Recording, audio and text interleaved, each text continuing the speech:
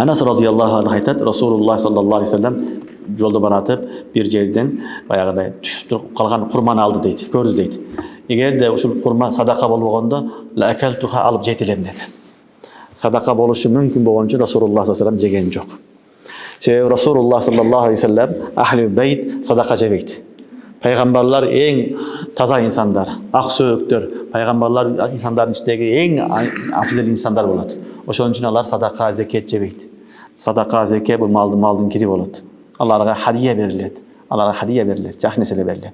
Oşon üçün Rasululloh sallallohu alayhi vasallam ne kıldı? Bu kurma düşüp kalıptır. Sadakadan kelgen kurma boluşu mümkün dep Rasululloh sallallohu alayhi vasallam jebey koydu. Sallallahu aleyhi ve sellem. Olsun fi nefsihi kurma halal nerse.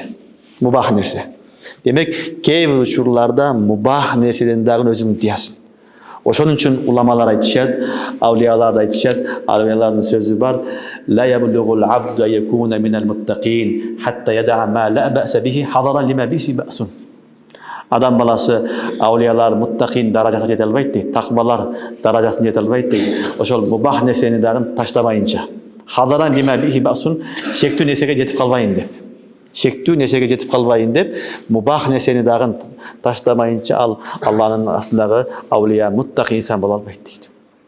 Demek haram emeskede mubah boğan neselerde şek bolup kalsa, ana dağın takvanın negizini taşlasa yaxşı boladı.